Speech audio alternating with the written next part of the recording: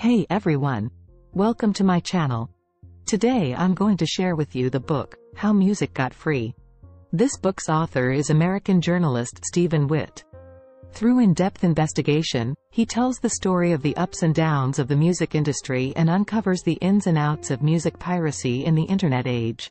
Nowadays, we can satisfy our desire to listen to any song with just one click, but have we ever thought about when music started becoming free?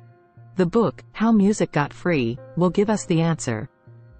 It not only presents a story about the music industry, but also reveals a history of the internet that is both familiar and unfamiliar to us. Next, let's uncover this obscure history together and see how music transformed from a charged commodity to a free product. When talking about music piracy, we have to first mention MP3. This revolutionary audio compression technology dramatically reduced the size of music files and also opened Pandora's box for music piracy. In 1986, a German electrical engineer named Karl-Heinz Brandenburg, under the guidance of his supervisor, developed a new audio compression technology. The theoretical basis for this technology came from a subject called psychoacoustics. Studies in psychoacoustics showed that the human auditory system is not perfect and cannot identify certain subtle differences in audio data. For example, two click sounds played a few milliseconds apart will be perceived by the human ear as just one click. Also, a faint audio following a loud click sound will be filtered out by the human ear. Brandenburg's audio compression technology was based precisely on this principle. Through algorithms, it analyzes audio data, identifies invalid information that is indiscernible to the human ear, and then deletes it. This greatly compresses the size of music files without affecting how they sound to the human ear. Test results showed that using this compression technology, the data size of a music CD could be compressed to 1/12 of the original, yet there was no perceivable difference in sound quality compared to the original CD. This revolutionary technology later became known as MP3. In the 1992 International Audio Format Evaluation, Brandenburg's MP3 technology successfully passed all the listening tests. But ultimately, the judges chose another format, MP2, as the standard and MP3 was excluded. Not until 1995, due to lack of funding, did Brandenburg's team make a decision that changed the fate of MP3. They publicly released 2 megapixels 3 softwares, the L3 ENC encoder and the WinPlay 3 player, allowing users to try them for free. The internet community quickly seized this opportunity. Software hackers began using MP3 extensively for music piracy.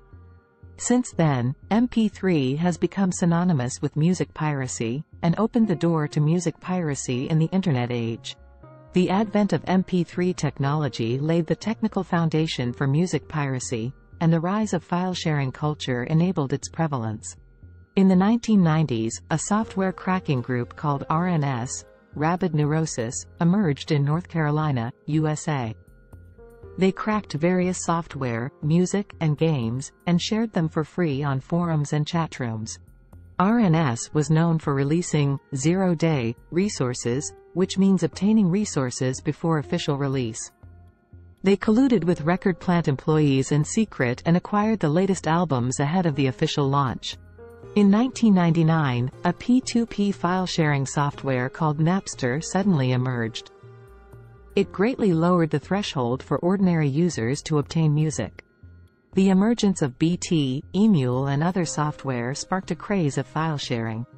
Music piracy quickly became the online culture of the new generation.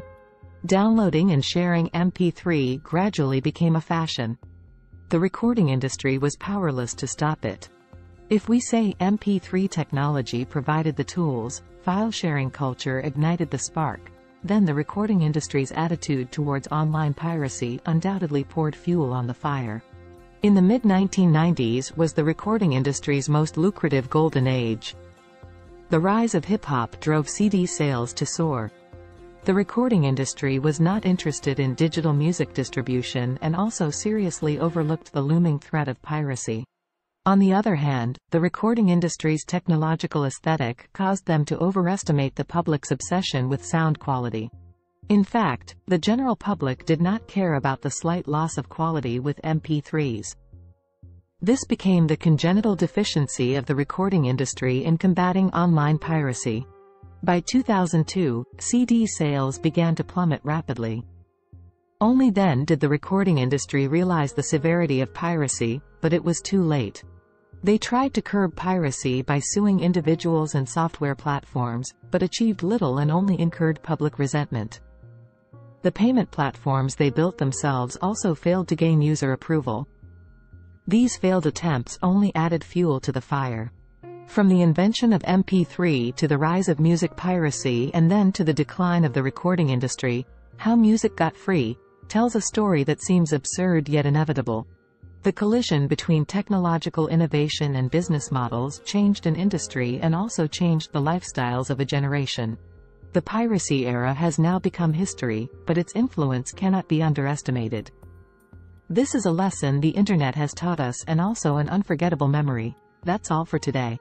Remember to subscribe if you like my video. Thank you for watching and see you next time.